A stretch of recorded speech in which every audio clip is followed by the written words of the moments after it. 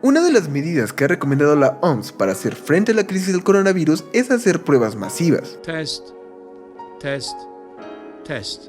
Esto sirve no solo para hacer un seguimiento de la pandemia, sino también para identificar a las personas contagiadas, aun cuando no presentan cuadros clínicos, lo que permitiría aislarlos para así cortar la cadena de contagios.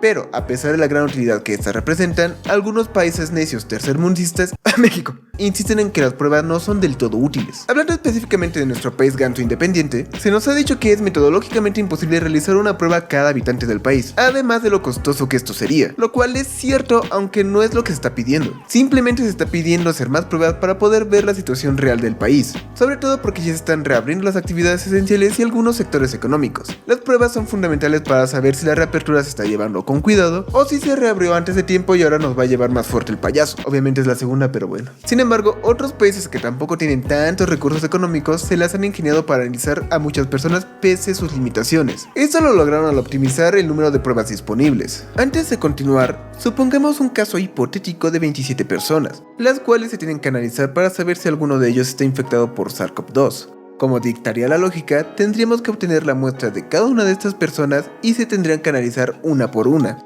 Al final, se hicieron 27 pruebas en total, de las cuales, supongamos, solo una dio positivo. Lo normal es pensar que si tenemos a 27 personas tendremos que realizar 27 pruebas y no hay nada más que hacer. Sin embargo, algunos países han logrado analizar a un gran número de personas con un menor número de pruebas necesarias. Esto gracias a una solución súper simple pero efectiva propuesta por primera vez durante la Segunda Guerra Mundial: hacer pruebas por grupos. Existen varios métodos para realizar pruebas por grupos. La primera forma, la cual es la más sencilla y directa, fue propuesta durante la Segunda Guerra Mundial por el economista Robert Dorfman, la cual fue planeada para realizar pruebas por sífilis a soldados. Regresemos a nuestro grupo de 27 personas, de las cuales una está infectada. El método de Dorfman consiste en mezclar una cantidad de muestras iguales y hacer una prueba al mismo tiempo por grupo. Considerando nuestro grupo, lo podríamos dividir en 3 grupos de 9 personas. Las muestras individuales de cada grupo se mezclan y analizan en conjunto. Los grupos que den negativos se descartan y nos quedamos con el grupo que dio positivo, el cual incluye a nuestro individuo hipotético infectado. A los miembros de este grupo positivo se les hace una prueba individual para dar con la persona infectada. Al final se utilizaron 12 pruebas para analizar a 27 personas, detectando un caso positivo.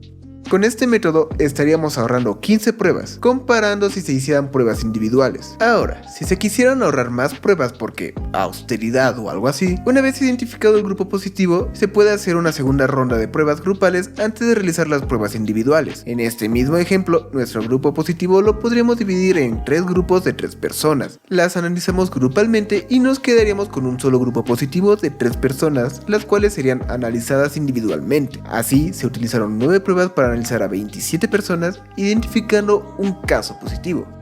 Como dije, esta es la forma más fácil de realizar pruebas por grupos. Obviamente, los especialistas en epidemiología y estadística tendrían que ser los encargados para determinar el número óptimo de personas por grupo, considerando la prevalencia del virus en el territorio y el número de pruebas disponibles. Sin embargo, debido a que el coronavirus se propaga de forma rápida en la población, se ha mencionado que hacer 3 rondas de pruebas puede ser demasiado tardado, y en la crisis actual, el tiempo es crucial. Por ello, el biólogo teórico Wilfred Diffon y sus colegas del Instituto Africano de Ciencias Matemáticas en Kigali, Ruanda, diseñaron una metodología la cual solo implicaría 2 rondas de pruebas. La primera de las rondas se llevaría a cabo de la misma forma que el método de Dorfman. En nuestro grupo de 27 personas divididos en 3 grupos de 9 cada uno, todas las muestras grupales darían negativo y solo una daría positivo.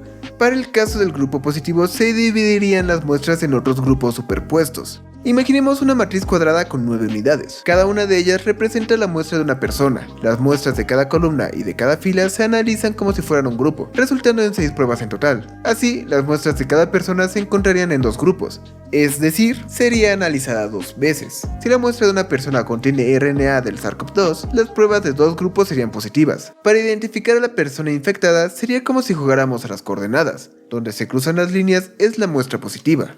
Así, con 9 pruebas se analizaron a 27 personas y se detectó un caso positivo.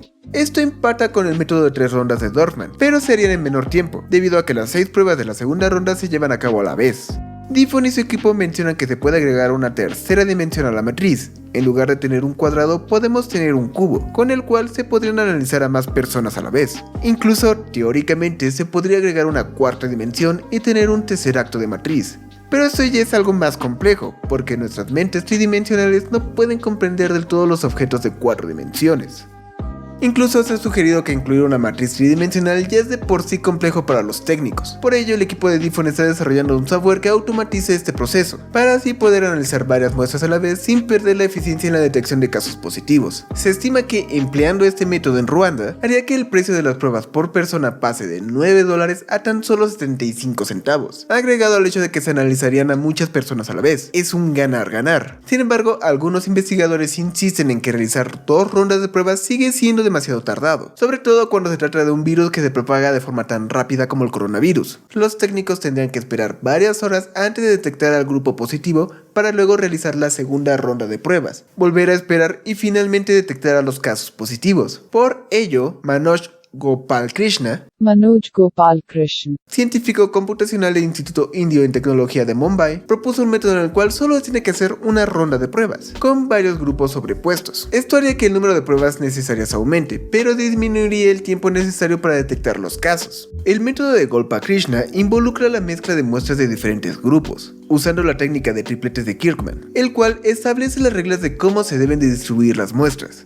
Supongamos un grupo de 9 personas y una matriz plana, en la cual cada fila representa una prueba y cada columna representa una persona. Idealmente, cada prueba debe de incluir el mismo número de muestras y las muestras de cada persona deben de ser analizadas el mismo número de veces. Así, en el caso de que haya una sola persona infectada, 2 de las pruebas darían positivo. Solo sería cuestión de eliminar las columnas de las personas sanas para detectar a la persona infectada. Con esto, se emplearían 6 muestras para analizar a 9 personas y detectar un caso. Sí, se usan más pruebas que en los otros métodos, pero aquí lo que se gana es tiempo. Además, se puede aumentar el número de personas analizadas y seguir usando pocas pruebas. Según Gopalkrishna, en pruebas clínicas sin publicar en Bombay, Bangalore y Talaseri, se detectaron 5 casos positivos de 320 muestras analizadas, utilizándose solo 48 pruebas empleando este método. Pueden que sean más pruebas que en los otros 3 métodos, pero siguen siendo muchas menos pruebas que si se analizaran persona por persona. Además, aquí lo que se ahorraría es el tiempo. Otra solución para realizar mayor número de pruebas en menos tiempo sería empleando kits de pruebas rápidas. Desafortunadamente aún no existen pruebas rápidas 100% efectivas, siendo el PCR la única opción completamente fiable. Esto se podría solucionar al futuro, con algunas pruebas rápidas que se están desarrollando, pero ese es tema de otro video. Como pueden ver, sí es posible llevar a cabo una campaña masiva de pruebas, sin la necesidad de gastar tanto dinero en los reactivos necesarios para llevarlas a cabo. La ciencia, la metodología y la lógica matemática ya están puestas. Lo único que hace falta es tener voluntad de hacerlo, lo cual puede ser más complicado de encontrar, porque puede que el gobierno simplemente no quiera hacer pruebas porque no les conviene que se sepa la realidad, ni dentro ni fuera del país. ¿Con qué intenciones? Realmente no lo sé, porque no tiene mucha lógica querer cubrir el sol con un dedo. Lo dejarás de ver tú, pero el resto de personas no pueden dejar de ver algo que está ahí y es muy obvio. Y es verdad lo que dijo cierto subsecretario de salud. Es un error metodológico suponer que solo lo que se ve existe y al revés, que lo que no se ve no existe. Pero también es un error no tener la voluntad de buscar lo que no se ve para pretender que no existe.